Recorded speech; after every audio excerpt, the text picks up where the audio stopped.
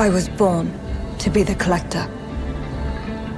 To protect a world I cannot be a part of. Destined to be feared for what I am. It is my fate.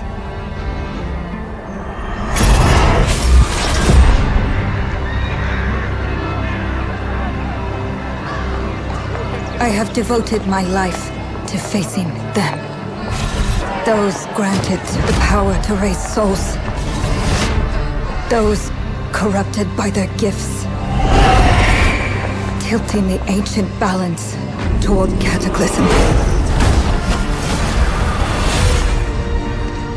But at last, their debt is due.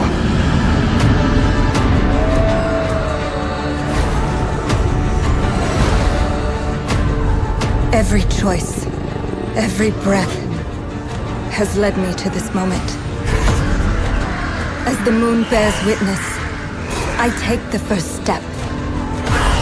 My time has come.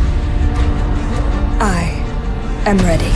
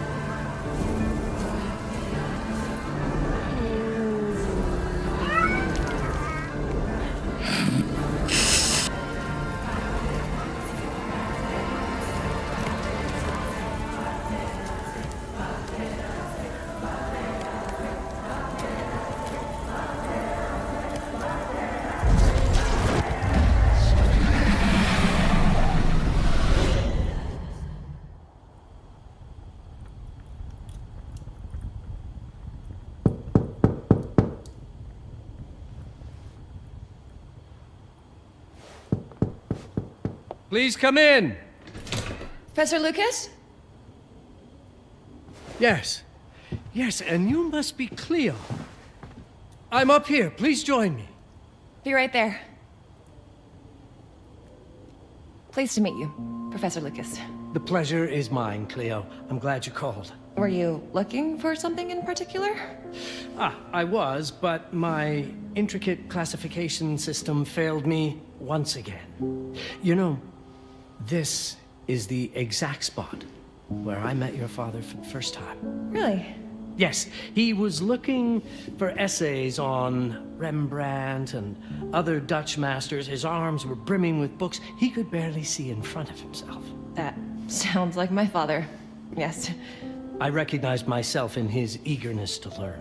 The same eagerness that brings you here, I suppose. Oh. Yes. I have the letter he gave me. Could you have a look? Absolutely. Let's go to my desk. So how's my dear friend Aaron? You called my father a friend. Of course. He never talked about you before giving me the letter.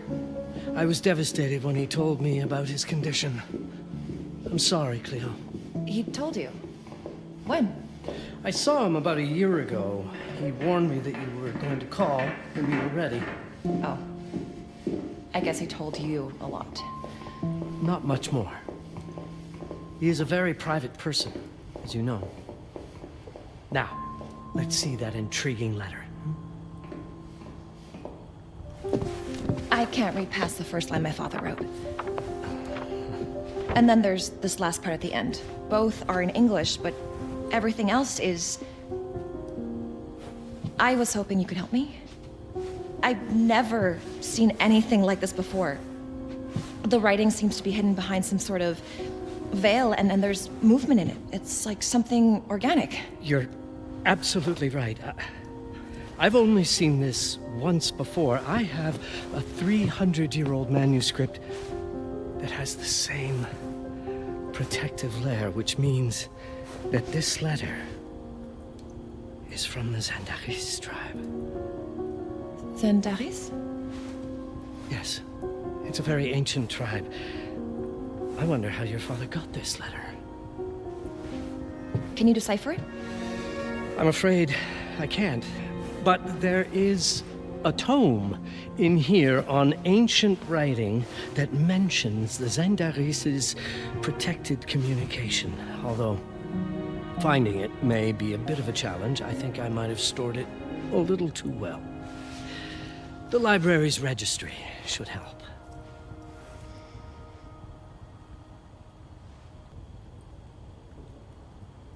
The ancient writing system section should be here, on the main floor.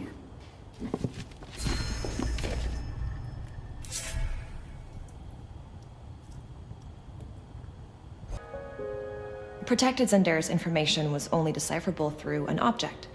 Something called a heparin? Yes, of course. So you've heard of it before? I thought it was a legend. It varies depending on the source. I've never seen one. They said it appears as something unremarkable. I wonder, has your father ever given you something other than the letter? Something like a key or a pendant? He gave this to me when I was a child. But I don't think it has anything to do with... Fascinating. I don't see how this could help us decipher a language. Doesn't hurt to try.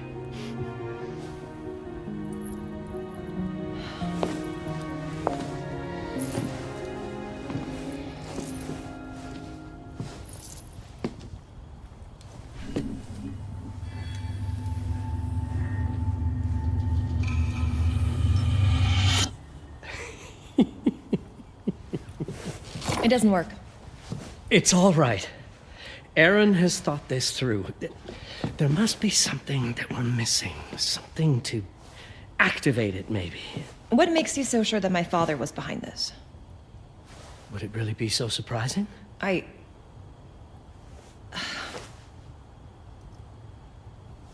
just wish he had told me more before he... I understand, but this is his way to do so. Aaron made sure that we would meet in this very room. He's a brilliant man. None of this is coincidence. Have a look around. See if there's anything that piques your interest. Something only you could notice? Did you know that my father donated a bust of Rembrandt to this school? I didn't. I'm afraid to say I never paid much attention to their donors. That must mean something, right? I know he loves this school, but... I'd say follow that lead. There's a section in this library dedicated to Rembrandt. I wanted you to look into Rembrandt. You should take a look at the section dedicated to the master.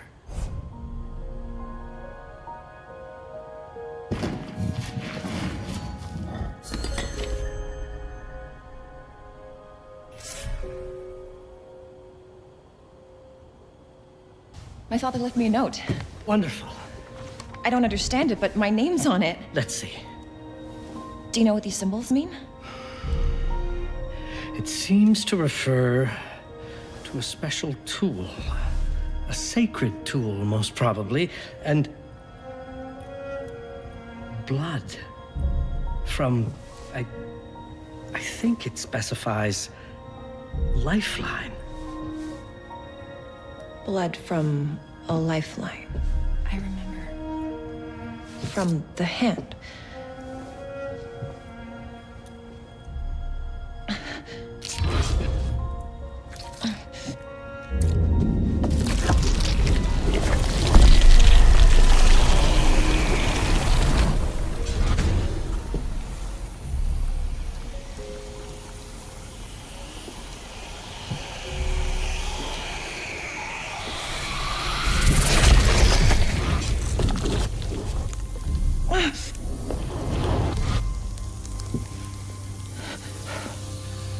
That's it.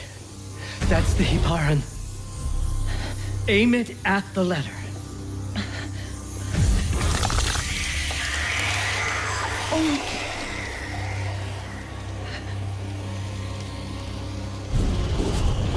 Are you all right? Yes. It's... Cleo, if you're reading this, Papa? it means you're experiencing Nux. It's this dark energy you can feel through your guts. Don't worry. It's yours, Cleo. And you'll become its master. You're my daughter, Mabel, and I love you deeply. I once promised to tell you everything about your mother. This is it. But not the way you were expecting. Take these words as a guide to prepare you for what's coming. It all started on December 30th, 1999. I was with Agnes, my girlfriend at the time. We were in Amsterdam for the year 2000 celebrations, and we had a room in a pretty cool hotel. I thought we were turning the page on a year, a century, a millennium. But it was more than that. We were standing at the beginning of a new cycle. And you, Mabel, would be part of it.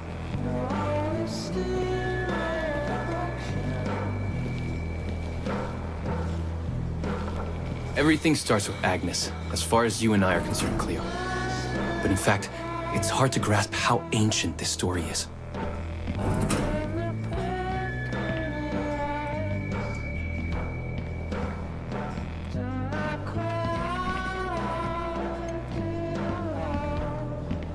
Agnes was different. An old soul, yet joyful, always surprised by life. From the very beginning, it felt as though she already knew me. It was awesome.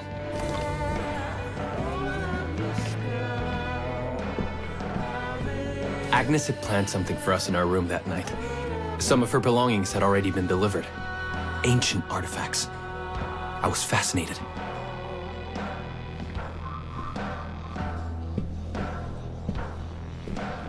Truly, I had no idea what Agnes had in mind. But you know what, Cleo? I didn't care. I was in love.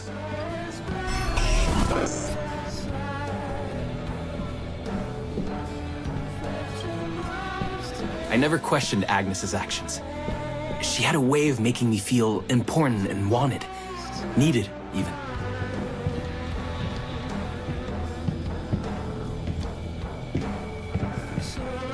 we walked to her room, I felt a new kind of excitement. Impossible to describe. I didn't yet know I was about to lose my grip on reality.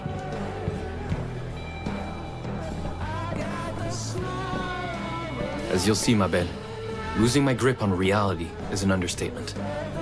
The truth is, I never had a grip on anything at all.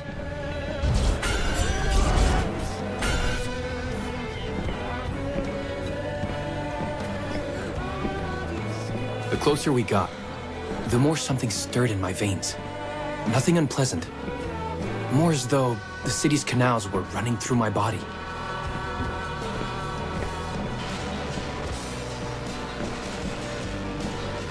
There was something electric about Agnes.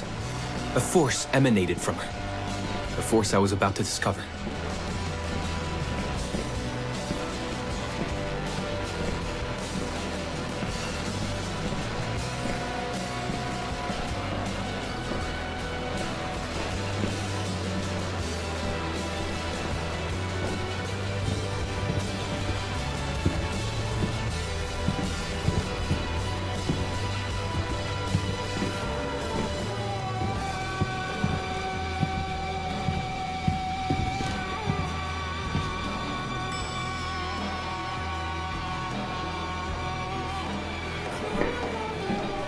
All in all, what awaited me in that room never felt threatening, Cleo. Deep inside, somehow, it always felt as though I'd been chosen.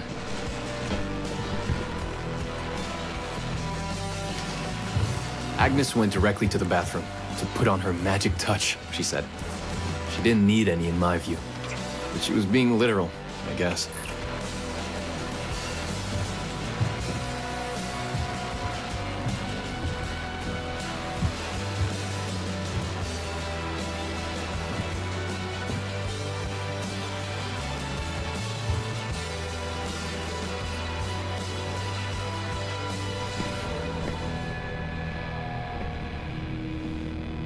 Could you set up my relics the way I told you to?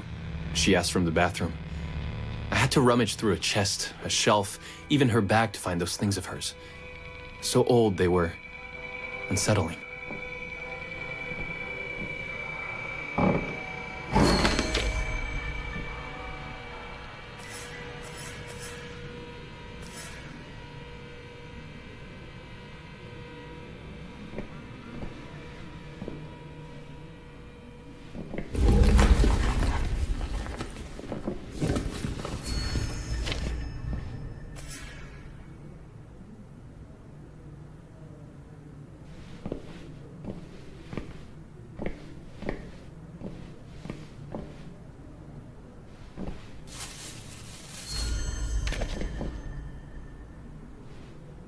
Did all my mirrors get installed? She asked.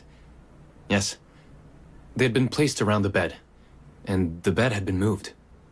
Even now, I don't know how, or by whom.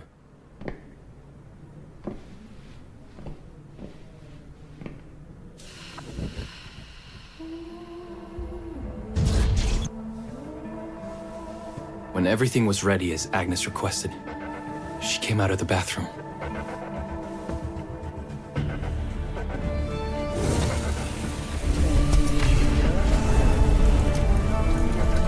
She was...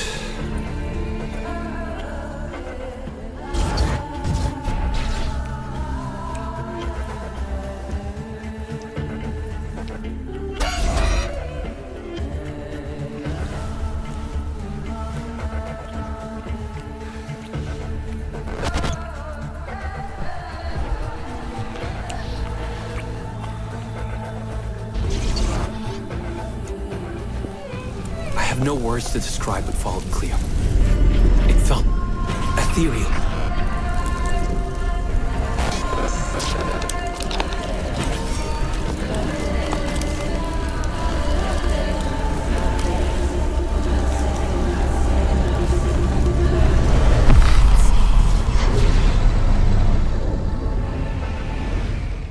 I woke up or something. I'm still not sure. I was a cat, Cleo. Yes, you read that well. I was a cat. The room was like in a nightmare. Agnes was floating, literally, and seemed frozen in time. Of course, I thought I was dreaming, but not for long. It was too real, somehow. I could feel the fur on my body.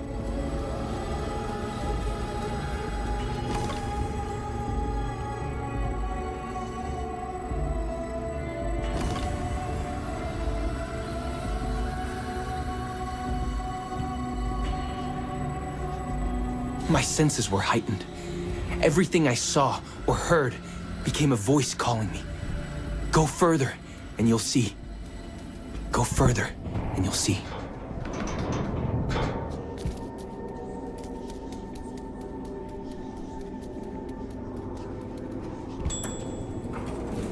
The further I went, the more real my sensations became.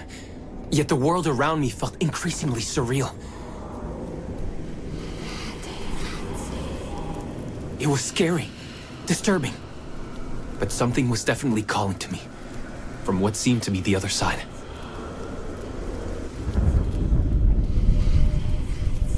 And then, in a forest, yes, a forest, I knew it in my bones. It was someone calling me. A woman. Things were blurring together, Cleo. My cat spirit, a thirst for freedom, for leaping onto anything, and my pull toward her calls. And I saw her, frozen in time, like Agnes in the room. And my cat spirit again, a need to size her up.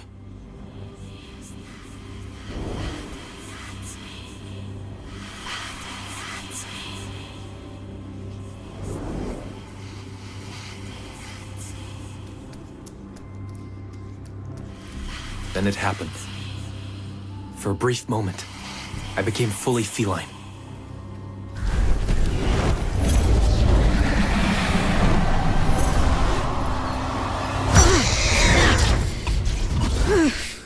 Welcome, Patarazzi. Welcome, Aaron. Aaron?